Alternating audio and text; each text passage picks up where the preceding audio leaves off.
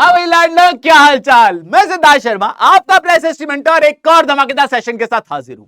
आज हम करने जा रहे हैं all important maths for CBSE class 10th, वो भी इन वन शॉट। आप सभी को पता होगा कि आपकी बोर्ड एग्जाम के अंदर दोस्तों 5 नंबर के मैप आने। उस 5 नंबर के मैप में से 2 नंबर के मैप आपकी हिस्ट्री से और 3 नंबर के मैप आपकी ज्योग्राफी से आने हैं। कौन कौन से मैप आने हैं ये सीबीएसई ऑलरेडी अपनी वेबसाइट के अंदर लिस्ट करके रखा हुआ है। आपको केवल वही मैप पढ़ने हैं, उसके अलावा और कुछ भी नहीं पढ़ना है। तो चलिए विदाउट वेस्टिंग एनी टाइम सबसे पहले ये समझते हैं कि हिस्ट्री से कौन सा मैप आना है। हिस्ट्री का जो चैप्टर है नेशनलिज्म इन इंडिया, उससे आपको ये वाले मैप आ सकते हैं। सबसे पहले वो आपसे बोलेगा कांग्रेस के सेशंस बताओ। इसके अलावा वो आपसे पूछ सकता है सत्याग्रह के बारे में। उसके अलावा वो जलियांवाला बाग और डांडी प्लॉट करने के बारे में पूछ सकता है। लेकिन मैप जो है दोस्तों वो घुमा के आता है। तो मैं आपको बताता हूं कि मैप की लैंग्वेज क्या होने वाली है। सबसे पहले हम बात करते हैं कि कांग्रेस के सेशन। आप सभी बच्चों को पता होगा कि कांग्रेस जो थी वो क्या थी, क्या करना चाहती थी, लोगों को यूनाइट करने के लिए और अपने मैसेज को भेजने के लिए वो लोग इंडिया के अलग अलग हिस्से में अपने सेशन किया करते थे। तो कांग्रेस के आपको 3 सेशन याद रखने हैं। एक है कैलकाटा सेशन, फिर एक है नागपुर सेशन और उसके बाद एक मद्रास सेशन। सबसे पहले हम बात करते हैं कैलकाटा सेशन की, जो कि सितंबर 1920 में हुआ था। आपको यहां पे एक पान के पत्ते जैसा शेप देखने को मिलेगा। ये देखिए आप, इसकी टिप पे आपको कैलकाटा देखने को मिलेगा। तो कैलकाटा सेशन वही सेशन था जहां पे कांग्रेस ने और महात्मा गांधी जी ने डिसाइड किया था कि वो नॉन कॉपरेशन मूवमेंट को पास करेंगे। क्लियर हो गया। इसके बाद हम लोग आ जाते हैं नागपुर सेशन के अंदर। नागपुर सेशन की बात करें तो नागपुर सेशन दिसंबर 1920 में हुआ था। नागपुर महाराष्ट्र के अंदर है। ये वाला जो आप स्टेट देख रहे हैं ये है महाराष्ट्र। और महाराष्ट्र में थोड़ा सा आप ईस्ट की तरफ चले जाएंगे तो जो ये यहां पे आप देख रहे हैं यहां पे आपका नागपुर सेशन। ठीक है। इसके बाद आ जाते हैं तीसरा जो सेशन हुआ था वो था मद्रास में। आज जिसे आप चेन्नई कहते हो उसका पहले नाम मद्रास हुआ करता था। और मद्रास वाला जो सेशन था वो 1927 के अंदर हुआ था। और इस सेशन में डिसाइड किया गया था कि साइमन कमीशन के खिलाफ हम लोग आवाज उठाएंगे। तो ये जो आप देख रहे हैं तीसरे नंबर पे, ये है आपके सामने मद्रास सेशन। तो कांग्रेस के 3 सेशन आपको याद रखने हैं। क्यों हुए थे आपको वो भी याद रखने, कई बार क्वेश्चन घुमा के पूछ लेता है वो। अगला गांधी जी के सत्याग्रह, जो रीजनल सत्याग्रह थे वो पूछ लेता है। अब इसका क्वेश्चन 2 तरीके से आ सकता है। एक, वो आपको डायरेक्ट दे देगा कि चंपारण सत्याग्रह, खेड़ा, अहमदाबाद सत्याग्रह प्लॉट करके दिखाओ। वहीं दूसरी तरफ वो आपसे यह भी कह सकता है कि अच्छा बताइए कि गांधी जी ने इंडिगो प्लांटर्स के लिए जो सत्याग्रह किया था वो कहां किया था, या कॉटन मिल वर्कर्स के लिए जो सत्याग्रह किया था वो कहां किया था। तो आपको सत्याग्रह का नाम के साथ साथ उसका कॉज भी याद होना चाहिए। सबसे पहले आपको पता होगा कि गांधी जी ने बिहार के इंडिगो प्लांटर्स के लिए सत्याग्रह किया था, चंपारण सत्याग्रह, जो कि 1917 में हुआ था। तो यह है आपके सामने बिहार। और बिहार में आपको इस तरफ देखने को मिलेगा, बॉर्डर की तरफ, उत्तर प्रदेश की बॉर्डर की तरफ आपको चंपारण देखने को मिलेगा। उसके बाद गांधी जी ने उसी साल यानी कि 1917 में ही दूसरा सत्याग्रह किया था गुजरात में, और गुजरात के खेड़ा डिस्ट्रिक्ट में किया था। क्योंकि यहां के जो पीजेंट्स, यहां के जो किसान थे, वो प्लेग नाम की महामारी से परेशान थे। तो जो खेड़ा सत्याग्रह दोस्तों वो आपको यहां प्लॉट करके आना है। यह है आपका सेकंड नंबर पे खेड़ा सत्याग्रह। और तीसरा सत्याग्रह गांधी जी ने 1918 में किया था, और यह सत्याग्रह गुजरात के अहमदाबाद में किया था। इस सत्याग्रह में गांधी जी ने अहमदाबाद के कॉटन मिल वर्कर्स की आवाज उठाई थी। तो यह वाला सत्याग्रह और थोड़ा सा ऊपर जाएगा, यानी कि तीसरे नंबर पे यहां पर आएगा। मैं हमेशा एक बात बच्चों से कहता हूं कि मैप में 19-20 चल जाता है। अगर आप लोकेशन जरा सी यहां की वहां, यहां से वहां के कर देते तो चल सकता है। बस आपको स्टेट तो एग्जैक्ट करके आना है और थोड़ा बहुत आपको पता होना चाहिए कि कहां पर है। अब अगर आप खेड़ा को हल्का सा इधर या हल्का सा इधर भी कर देंगे तो आपके नंबर नहीं कटेंगे। क्लियर हो गया दोस्तों। इसके अलावा जो तीसरा मैप जो हिस्ट्री से आ सकता है वो ये, आपको पता होगा जलियांवाला बाग मैसेकर हुआ था, और जलियांवाला बाग मैसेकर जो 13 अप्रैल को हुआ था उसको प्लॉट करने को आ जाता है। ये लोकेशन अगर आपने याद कर ली तो ये आपको लाइफलाइंस ऑफ नेशनल इकोनॉमी वाले चैप्टर में भी हेल्प करेगा। यहां पर आप देख सकते हो ऊपर की तरफ पंजाब है, और पंजाब में आपको यहां पर देखने को मिलेगा जलियांवाला बाग, जहां पे 1000 से ज्यादा भारतीयों की डेथ हो गई थी, क्योंकि जनरल डायर ने इन सबके ऊपर ओपन फायर करवा दिया था। इसके अलावा गांधी जी ने दांडी यात्रा करी थी। आप सभी को पता होगा सिविल डिसोबीडियंस को लॉन्च करने के लिए गांधी जी ने दांडी यात्रा करी थी, और उसको प्लॉट करने के लिए आपको नीचे की तरफ यहां आना पड़ेगा। यह है दांडी यात्रा। बस हिस्ट्री से ये 8 मैप आपको पूछे जाते हैं। कांग्रेस के सेशन वो आपसे पूछ सकता है, कलकत्ता, नागपुर और मद्रास। इसके अलावा गांधी जी के 3 रीजनल सत्याग्रह वो आपसे पूछ सकता है, चंपारण, खेड़ा और अहमदाबाद। और उसके अलावा जलियांवाला बाग और दांडी। बस ये 8 अगर आपने करके चले गए तो आपके 2 नंबर पक्के, इसके बाहर कुछ नहीं पूछेगा वो हिस्ट्री में, ये गारंटी है। ये सीबीएसई ने खुद कहा है अपनी वेबसाइट पे। अब हम बात करते हैं ज्योग्राफी पे। ज्योग्राफी में लगभग सारे चैप्टर से मैप आ रहा है एक्सेप्ट चैप्टर नंबर 2। तो जो पहला चैप्टर है आपका, जिसका नाम है रिसोर्सेज एंड डेवलपमेंट, उससे वो आपको सॉइल टाइप्स पूछ लेता है। आपको 6 तरीके की सॉइल के बारे में बताया गया है। इंडिया का एक फिजिकल मैप देगा और बोलेगा कि इसको कलर करके दिखाओ। तो सबसे पहले अगर हम माउंटेन सॉइल की बात करें तो आपको पता होगा कि यहां पर दोस्तों, यहां पर आपको देखने को मिलेगा नेपाल। यह है आपका नेपाल।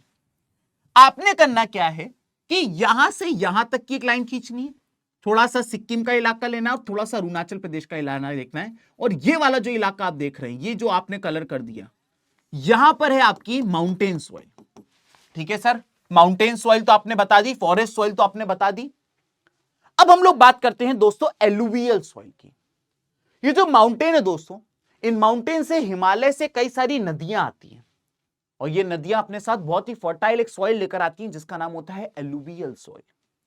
तो ये पूरा जो नॉर्दर्न प्लेन वाला इलाका है, यहां से लेकर यहां तक, और थोड़ा सा ये ईस्टर्न घाट वाला जो इलाका हो जाता है, यहां पर आपको एलुवियल सॉइल देखने को मिलेगी दोस्तों। इसके बाद अगर हम बात करें, ये एलुवियल सॉइल अगर हमारी हो जाती है, उसके बाद हमारा आता है ब्लैक सॉइल। ब्लैक सॉइल, तो ये जो सौराष्ट्र वाला इलाका है, यहां पर आपको थोड़ी सी ब्लैक सॉइल देखने को मिलेगी, और साथ ही साथ ये वाला जो इलाका है, यहां पर आपको ब्लैक सॉइल देखने को मिलेगी। तो यहां पर आप ब्लैक सॉइल को प्लॉट करके आएंगे, यहां पर आपको ब्लैक सॉइल देखने को मिलेगी। ठीक है सर, ब्लैक सॉइल भी हो गई। अब हम लोग बात कर लेते हैं दोस्तों ब्लैक सॉइल के बाद एरिड सॉइल के बारे में बात करेंगे हम। ठीक है, यह है आपके सामने एरिड सॉइल। एरिड सॉइल वहां पाई जाती है जहां बहुत गर्मी होती है, और इसको बेहतरीन आप करके आइएगा राजस्थान, वेस्टर्न राजस्थान के पास। यहां पर आपको एरिड सॉइल देखने को मिलेगी, वेस्ट एरिड सॉइल आपको यहां पर देखने को मिलेगी। इसके बाद अगर आप लेटराइट सॉइल की बात करें तो लेटराइट सॉइल जो है दोस्तों, लेटराइट सॉइल जो है वो आपको थोड़ी सी यहां देखने को मिलेगी, और इसके अलावा आपको आसाम में देखने को मिलेगी ये वाली सॉइल। और अगर उसके अलावा अगर आपसे बात पूछा जाए तो रेड एंड येलो सॉइल, तो रेड एंड येलो सॉइल आपको इस वाले इलाके में रेड एंड येलो सॉइल देखने को मिलेगी। ये छोटी छोटी हिंट है कि सबसे पहले फॉरेस्ट सॉइल बना लो, फॉरेस्ट सॉइल के नीचे एलुवियल सॉइल बना लो, एलुवियल सॉइल के बाद ब्लैक सॉइल बना लो, ब्लैक सॉइल के बाद एरिड सॉइल बना लो, एरिड के बाद यहां पर आ जाओ, रेड एंड येलो पे आ जाओ। तो इससे आपका काम आसान हो जाता है। आपकी अंडरस्टैंडिंग के लिए मैं ऑलरेडी उसको प्लॉट करके लाया हूं, आपको घबराना नहीं है। जो मैंने यहां पर आपको रफ बना के दिखाया है वो यहां पर आपको फेयर में भी देखने को मिलेगा। तो ये जो वीडियो है, ये जो आधे घंटे का वीडियो है, इसको देखने के बाद तेरे 5 नंबर फिक्स हो जाएंगे, तुझे कहीं नहीं जाना है। बस बोर्ड एग्जाम से पहले एक बार ये आधे घंटे के वीडियो को 1.5x या 2x पे चला के देख लेना, ताकि तुम्हारा रिवीजन हो जाए। तुरंत हॉल में घुसने के 15 मिनट 20 मिनट पहले देख लेना बस। ठीक है, तो ये हो गया इस चैप्टर से आने वाला है। जैसा कि मैंने आपको बताया, chapter number 2 forest and wild life resources वाले चैप्टर से कुछ मैप नहीं आना है, कोई मैप नहीं आना है। फिर आते हैं हम डायरेक्ट तीसरा, वाटर रिसोर्सेज। इसमें आप लोगों को 8 डैम्स दे रखे हैं। इन 8 डैम ये कौन सी रिवर के ऊपर है और इसकी लोकेशन, ये दोनों चीजें आपको पता होनी चाहिए कि कौन सी रिवर पे है और कौन सी लोकेशन पे है। ठीक बात समझ में आ गई? तो सबसे पहले हम बात करते हैं सलाल डैम, जो कि चेनाब नदी के ऊपर है। सबसे पहले आपको देखने को मिलेगा सलाल डैम, चेनाब नदी के ऊपर है। उसके बाद आ जाते हैं हम लोग भाकर नांगल डैम। भाकर नांगल डैम आपको हिमाचल प्रदेश, ये देख सकते हैं आप, ये वाला जो स्टेट है ये हिमाचल प्रदेश है, और ये वाला जो स्टेट है ये है पंजाब। तो हिमाचल प्रदेश और पंजाब की बॉर्डर से लगता हुआ आप लोगों को भाकर नांगल डैम देखने को मिलेगा।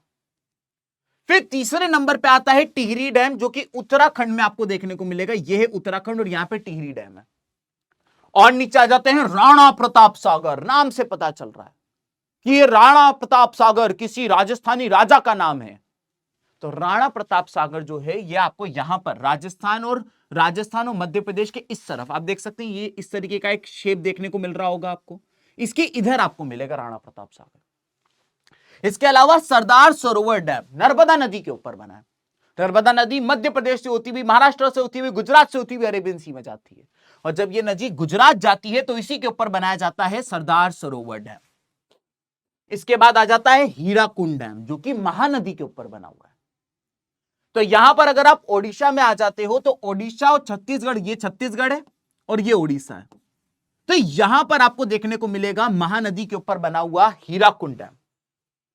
फिर आ जाता है नागार्जुन सागर डैम। अगर आप ध्यान से देखें तो यहां पे दो नाम है, एक है नागर और एक है अर्जुन।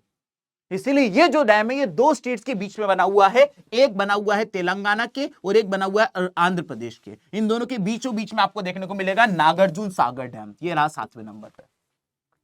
और लास्ट में आपको तुंगाभद्रा डैम देखने को मिलेगा, जो कि कर्नाटका में है। ये रहा आपके सामने तुंगाभद्रा डैम। तो ये 8 डैम की अगर आपने लोकेशन और कौन सी नदियों पे है वो याद कर लिया तो आपका काम हो जाएगा। सर नदियों के नाम नहीं याद रहते, क्या करें? मैं आपके लिए ट्रिक लेकर आया हूं। इस ट्रिक को मैंने दो ग्रुप में बांट रखा है, एक इसके ऊपर का और एक इसके नीचे का। ऊपर वाला कहता है चाचा सेल लगी है, इसीलिए सैटरडे को भांगड़ा करेंगे, फिर भागेंगे टिहरी पर। टिहरी मतलब छत समझ लो। चाचा सेल लगी है इसलिए सैटरडे को भांगड़ा करेंगे, फिर भागेंगे टिहरी पर। चाचा सेल लगी है इसलिए सैटरडे को भांगड़ा करेंगे, फिर भागेंगे टिहरी पर। इसमें अगर आप बात करें तो सबसे पहले चाचा के च से आएगा चेनाब नदी। चेनाब नदी के ऊपर है सलाल रिवर प्रोजेक्ट। फिर सैटरडे के सेट से आएगा सतलुज नदी। सतलुज नदी के ऊपर है भाकर नांगल डैम। भाकर नांगल डैम। उसके अलावा भागेंगे के भाग से आएगा भागीरथी नदी। भागीरथी नदी। और इस पे बना है टिहरी डैम।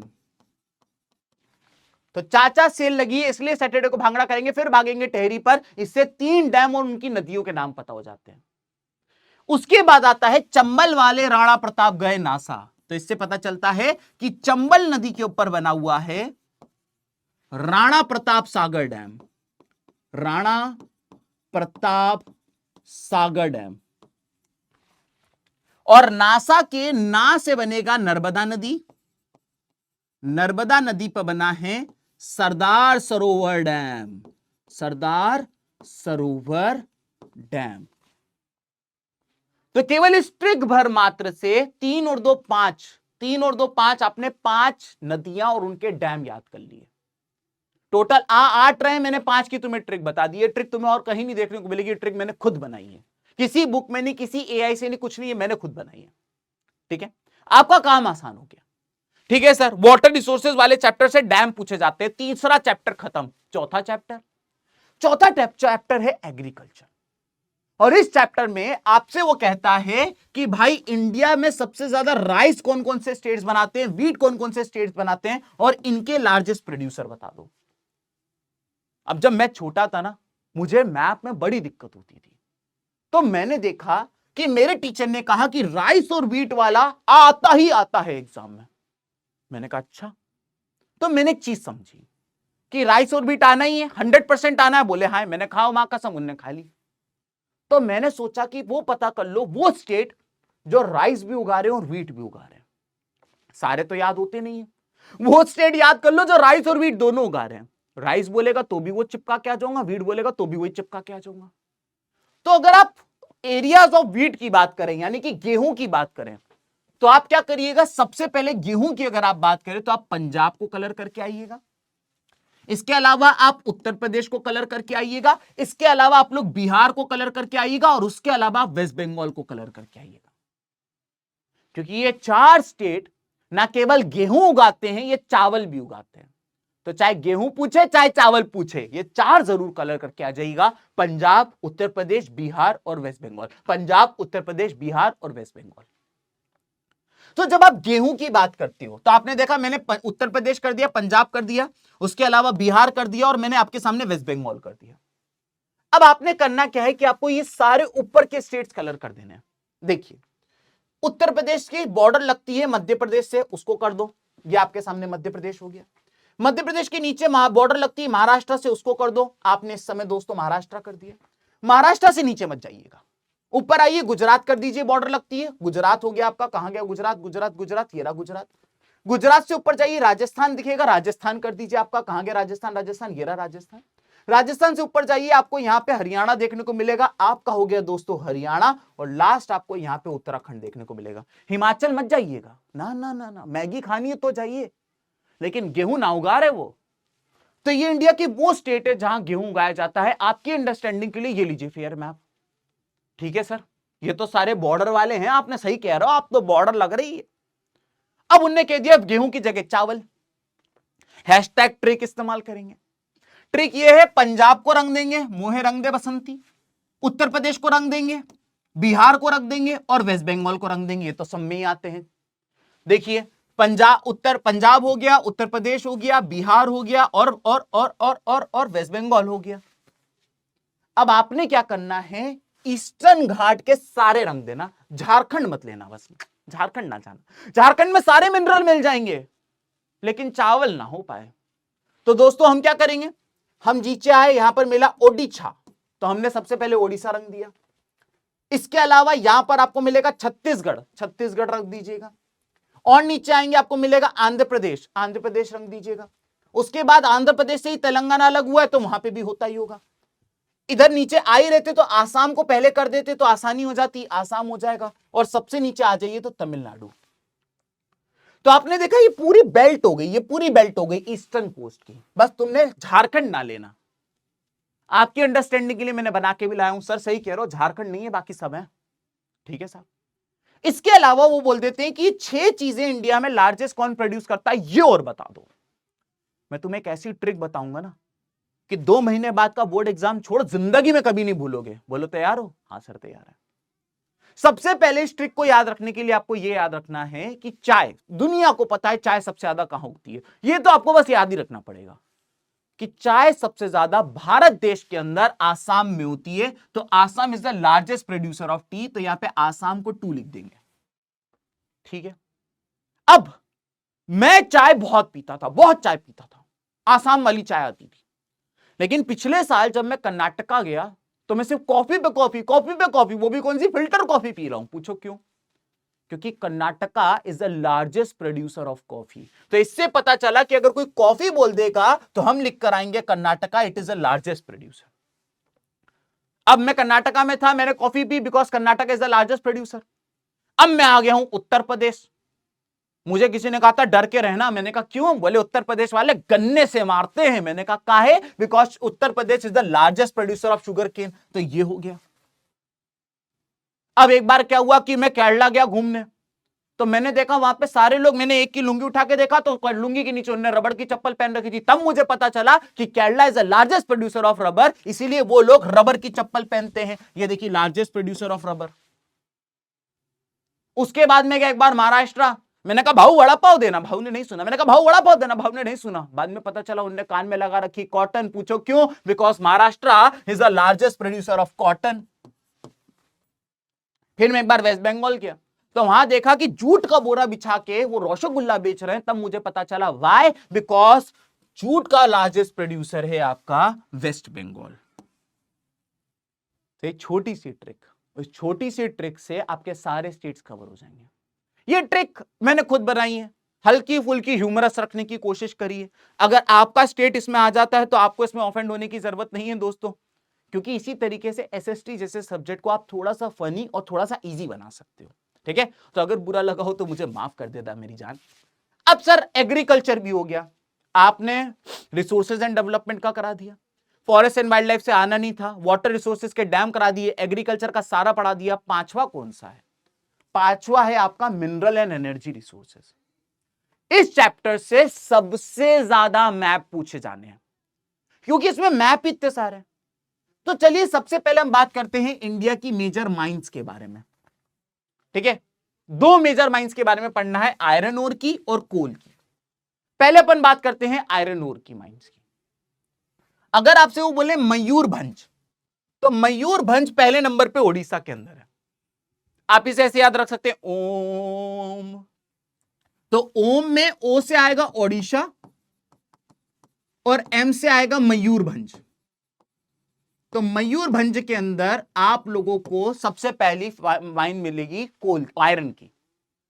उसके बाद छत्तीसगढ़ के अंदर दो हैं, एक है दुर्ग और एक है बैलादेला।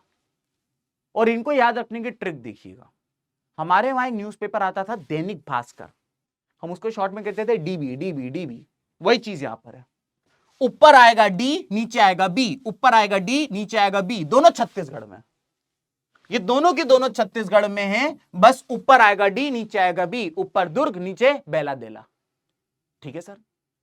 इसके बाद आ जाते हैं बेलारी और कुद्रेमुख। ये दोनों की दोनों, चाहे बेलारी हो चाहे कुद्रेमुख हो, ये दोनों कर्नाटका में। और कर्नाटका वाली, ये दोनों की दोनों को याद रखने के लिए आप याद रखिएगा कि ऊपर बी है नीचे के है, तो ये रहा आपका बेलारी और ये रहा आपका कुद्रेमुख। ठीक है सर।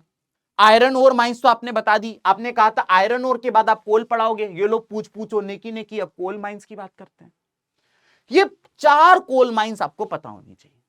सबसे पहला आता है रानीगंज। अब रानीगंज जो है ये देखिए आप वेस्ट बंगाल में आपको रानीगंज देखने को मिलेगा। ठीक है, आप इसको ऐसे याद रख सकते हैं कि रानी मुखर्जी एक वो है एक्ट्रेस, और रानी मुखर्जी कहां से है, वेस्ट बंगाल से, तो रानीगंज भी कहां होगा, वेस्ट बंगाल में होगा। इसके अलावा आ जाता है बोकारो, नाम से ही पता चल रहा होगा कि बोकारो जो है वो झारखंड के अंदर है। ये देखिए ये है आपके सामने बोकारो। इसके बाद आ जाता है तालचेर और नेवल्ली। तालचेर की बात करें तो तालचेर ओडिशा के बीचों बीच में है, ओडिशा के बीचों बीच में है तालचेर। ठीक है, तो ये देखिए ओडिशा के बीचों बीच में एक तालाब है, उसमें लगाओगे तुम चेयर तो बन जाएगा तालचेर। और अगर नेवल्ली की बात करें तो नेवल्ली तुमको यहां तमिलनाडु में देखने को मिलेगा, सबसे नीचे है नेवल्ली। ठीक है, क्लियर हो गया आप लोग को। जैसे वो होती है ना श्रीवल्ली, पुष्पा भाऊ देखिए, श्रीवल्ली उनकी वाइफ का नाम था, तो पुष्पा भाऊ भी तो साउथ के ही थे।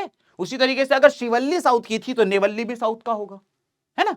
तो साउथ में आपको तमिलनाडु याद रखना, हो तमिलनाडु के बीचों बीच में प्लॉट करके आइएगा। सर आयरन ओर माइन सिखा दी, जी हां। कोल माइन सिखा दी, जी हां। अब मैं आपको पढ़ाऊंगा ऑयल फील्ड्स के बारे में। भारत के पास भी ऑयल फील्ड है, वो बात अलग है कि हमारे पास Saudi Arabia, Russia, Venezuela, Iran जितनी नहीं है, लेकिन है तो ना। तो अगर हम ऑयल फील्ड की बात करें तो सबसे पहले दिग्बोई और नाहरकटिया की बात करें तो ये दोनों की दोनों आसाम में, ये रहा दिग्बोई और ये रहा नाहरकटिया, दोनों की दोनों आसाम में। इसके बाद अगर हम बात करें मुंबई हाई और बेसिन की, तो ये दोनों की दोनों महाराष्ट्र के ऑफ कोस्ट में। आप ये देख सकते हैं, ये है मुंबई हाई, ये है आपके सामने मुंबई हाई, और ये आप देख सकते हैं ये है आपके सामने बेसिन, BASSIEN, बसीन। इसके बाद की ये दोनों महाराष्ट्र के ऑफ कोस्ट में है, ये दोनों आसाम में है। इसके बाद मैं आपको दो पढ़ाऊंगा जो कि गुजरात में है, एक है कलोल और एक है अंकेलेश्वर। अगर कलोल की बात करें तो कलोल ऊपर पड़ती है और अंकेलेश्वर नीचे पड़ती है। ठीक है, तो ये है हमारी आपकी ऑयल फील्ड। ऑयल फील्ड के बाद आ जाते हैं थर्मल पावर प्लांट। ज्यादा नहीं, केवल 3 थर्मल पावर प्लांट करने। इसमें सबसे पहले आ जाता है नामरूप। नामरूप की बात करें तो नामरूप आपको आसाम में ऊपर की तरफ, देखो यहां ऊपर तक आ गए हम, आसाम में, इससे ऊपर तक अभी नहीं गए थे, अरुणाचल प्रदेश के पास तक आ चुके हैं। तो यह आपकी नामरूप। सिंगरौली मध्य प्रदेश उत्तर प्रदेश की बॉर्डर पे पड़ता है। और सिंगरौली को आप ऐसे समझ सकते हो कि मध्य प्रदेश के कुछ लोग हैं सिंगरौली के साइड के जो बहुत अच्छे सिंगर होते हैं। हम खुद मध्य प्रदेश से आते हैं, तो मध्य प्रदेश उत्तर प्रदेश की बॉर्डर पे सिंगरौली है। और तीसरे नंबर पे है रामागुंडम, जो कि आपको तेलंगाना के बीचों बीच में देखने को मिलेगा, रामागुंडम। ठीक है सर। अब आ जाते हैं आखिरी जो इस चैप्टर से पूछा जाता है, वो nuclear power plant. Nuclear power plant की बात करें तो नारोरा, कारापारा, तारापुर और कलपक्कम। तो सबसे पहले नारोरा उत्तर प्रदेश में है, आप देख सकते हैं यहां पर, आप देख सकते हैं दिल्ली है। ठीक है, तो दिल्ली से थोड़ा सा और राइट साइड जाइएगा तो यहां पर आपको दिखने को मिलेगा नारोरा। उसके बाद आता है काकरापर, यहां पर आप देख सकते हैं ये अंकिलेश्वर के थोड़ा सा ऊपर ही है काकरापर। तारापुर की बात करें तो तारापुर आप यहां पे देख सकते हैं महाराष्ट्र के पास। और कलपक्कम की बात करें तो कलपक्कम आपको यहां पे मद्रास से थोड़ा सा और नीचे चली जाएगी तो कलपक्कम देखने को मिलेगा। ठीक है सर। अब आ जाते हैं second last chapter which is manufacturing industry. इसमें वो आपसे पूछ लेता है कॉटन टेक्सटाइल इंडस्ट्रीज देश में कहां कहां है, आयरन एंड स्टील इंडस्ट्री कहां कहां है, और सॉफ्टवेयर टेक्नोलॉजी पार्क कहां है। सबसे पहले हम लोग बात करते हैं कॉटन टेक्सटाइल इंडस्ट्रीज की। कॉटन टेक्सटाइल इंडस्ट्री देश में ये 5 जगह है, ज्यादातर ये वहीं बनाई जाती है जहां पे कॉटन ज्यादा उगाया जाता है, और व्हाइट कलर की कॉटन को उगाने के लिए ब्लैक कलर की सॉइल चाहिए रहती है। तो आप देख सकते हैं यहां पर ब्लैक सॉइल बहुत सारी है, तो यहां पर आपको कॉटन इंडस्ट्री देखने को मिलेगी। सबसे पहले आ जाता है मुंबई, ये देख सकते हैं आप, ये है मुंबई। उसके बाद आ जाता है इंदौर, इंदौर जो है वो मध्य प्रदेश में है। It is the cleanest city of India, तो ये मध्य प्रदेश है, मध्य प्रदेश में आपको इंदौर देखने को मिलेगा। यहां पे मध्य प्रदेश के बीचों बीच में भोपाल है, भोपाल से भी थोड़ा सा इधर आ जाओगे तो इंदौर मिलेगा। फिर आता है सूरत, सूरत आपको यहां देखने को मिलेगा, जहां पे आपने डांडी प्लॉट किया था वहीं पर आप सूरत भी प्लॉट करके आएंगे, ठीक है। उसके बाद आता है कानपुर और कोयंबटूर, कानपुर उत्तर प्रदेश में है। अभी आपने किस तरीके से नारोरा से थोड़ा सा और आगे आ जाइए तो आपको यहां पे कानपुर देखने को मिलेगा, और कोयंबटूर नीचे तमिलनाडु के पास आपको देखने को मिलेगा, ठीक है सर। ये तो हो गई कॉटन टेक्सटाइल इंडस्ट्री। अब आयरन एंड स्टील इंडस्ट्री की बात करते हैं, तो दुर्गापुर, बोकारो, जमशेदपुर, भिलाई, विजयनगर और सालेम, ये वाले हमें करने हैं। अगेन दुर्गापुर, दुर्गा माता की सबसे ज्यादा पूजा करी जाती है नवरात्रि में, कहां? वेस्ट बंगाल में। तो भाई दुर्गापुर अगर बात करें तो वेस्ट बंगाल में, ये कोलकाता है, कोलकाता से और ऊपर चले जाइए जहां पे ये वेस्ट बंगाल थोड़ा सा पतला हो जाता है क्योंकि इधर बांग्लादेश आ जाता है, तो यहां पर आपको देखने को मिलेगा दुर्गापुर। इसके अलावा बोकारो और जमशेदपुर की बात करें तो बोकारो और जमशेदपुर दोनों की दोनों झारखंड में, ऊपर बोकारो नीचे जमशेदपुर, ऊपर बिहार की बॉर्डर के पास बोकारो, नीचे ओडिशा की बॉर्डर के पास जमशेदपुर, तो ये दोनों की दोनों आपके झारखंड में। उसके बाद भिलाई की बात करें तो भिलाई आपको मिलेगा छत्तीसगढ़ में, छत्तीसगढ़ के बीचों बीच में, थोड़ा सा मध्य प्रदेश के पास ले जाइएगा। और अगर विजयनगर की बात करें तो विजयनगर आपको मिलेगा यहां कर्नाटका में, और सालेम आपको मिलेगा तमिलनाडु में। कुछ चीजों की आपको लोकेशन याद करनी पड़ेगी, कौन सा मैप है, कहां से आना है, यह बताना मेरा काम है, लेकिन हल्की हल्की लोकेशन आपको याद करनी पड़ेगी, बहुत आसान होता है। एक दो बार तुम ये वीडियो देख लोगे तुम्हें अपने आप याद हो जाएगा, एक आध बार अगर तुमने प्लॉट कर दिया तो सोने पे सुहागा हो जाएगा, ठीक है सर। अब आप बता रहे थे सॉफ्टवेयर टेक्नोलॉजी पार्क, सबसे आसान है, सबसे आसान है। इंडिया में software technology park Noida, Gandhinagar, Mumbai, Pune, Hyderabad, Bengaluru, Chennai और थिरुवनंतपुरम। ये देखिए, ये उत्तर प्रदेश है, उत्तर प्रदेश में यहां पर आपको नोएडा देखने को मिलेगा, दिल्ली के जस्ट बाजू में। हम 15 मिनट गाड़ी चलाते हैं, हम दिल्ली पहुंच जाते हैं, इतना पास है दिल्ली। सेकंड नंबर पे आपको ये गांधीनगर देखने को मिलेगा जो कि गुजरात में है, ऑब्वियस सी बात है। थर्ड नंबर पे कोस्ट के पास आपको मुंबई देखने को पड़ेगा, और चौथे नंबर पे तुमको पुणे देखने को मिलेगा। पुणे के पास समुद्र नहीं है, इधर की तरफ, नीचे की तरफ। इसके बाद अगर हम बात करें पांचवें नंबर पे, ये तेलंगाना है, और तेलंगाना के बीचों बीच में आपको हैदराबाद देखने को मिलेगा जो तेलंगाना की कैपिटल भी है। और नीचे आ जाते हैं तो यहां पे कर्नाटका है, और कर्नाटका की कैपिटल आपको बेंगलुरु देखने को मिलेगी। और नीचे आ जाते हैं तो तमिलनाडु में थोड़ा सा ऊपर की तरफ प्लॉट करके आइएगा, यहां पर आपको चेन्नई देखने को मिलेगा जहां पे मद्रास सेशन भी हुआ था। और लास्ट थिरुवनंतपुरम की बात करें तो आपको केरला में देखने को मिलेगा, नीचे की तरफ सबसे लास्ट में है थिरुवनंतपुरम, ठीक है सर। आखिरी चैप्टर जिससे मैप आता है वो है लाइफलाइंस ऑफ नेशनल इकोनॉमी। इस चैप्टर से सिर्फ मैप आएगा, ओनली मैप आएगा और कुछ नहीं आएगा। तो मेरा ऐसा मानना है, हो सकता है मैं गलत हूं, कि अगर ज्योग्राफी में 3 नंबर के मैप आने हैं, और अगर एक चैप्टर ऐसा है जिसकी थ्योरी पूरी कटवा दी और कह रहे सिर्फ मैप लेंगे, अगर उस चैप्टर से मैप भी नहीं देंगे तो उस चैप्टर को फिर एनसीईआरटी में रखा क्यों है? तो मुझे हमेशा ये चीज लगती है। तो मुझे ऐसा लगता है कि सीबीएसई वाले इस चैप्टर से कोई ना कोई मैप जरूर पूछेंगे आपसे, तो आपको ये गलत नहीं करके आना है दोस्तों, ठीक है। इस मैप में आपको केवल 2 चीजें याद रखनी है, मेजर सी पोर्ट और इंटरनेशनल एयरपोर्ट, बस ये 2 चीजें याद रखनी है। सबसे पहले हम लोग बात कर लेते हैं सी पोर्ट्स की। अगेन जहां जहां कोस्टल इलाका है, जहां जहां समुद्र है, वहां सी पोर्ट होगा। तो आपको यहां पर ये इंडिया का कोस्टल इलाका, और यहां पे आपको समुद्र देखने को मिलेगा, ठीक है। सबसे पहले आ जाता है कांडला पोर्ट, ये रहा कांडला पोर्ट आपका, ठीक है, ओल्डेस्ट पोर्ट है इंडिया का। उसके बाद आ जाता है मुंबई पोर्ट, ये रहा मुंबई पोर्ट आपका, देखो इसको थोड़ा सा मैं साफ कर देता हूं, कांडला पोर्ट, मुंबई पोर्ट। इसके बाद मर्मगांव पोर्ट जो है ये गोवा का पोर्ट है, ये देखिए गोवा है छोटा सा और इसका मर्मगांव पोर्ट है। फिर न्यू मंगलूर, जैसे बेंगलुरु कर्नाटका में है, मंगलूर भी कर्नाटक में, लेकिन मैंगलोर के पास समुद्र है तो चौथे नंबर पे ये आ जाएगा।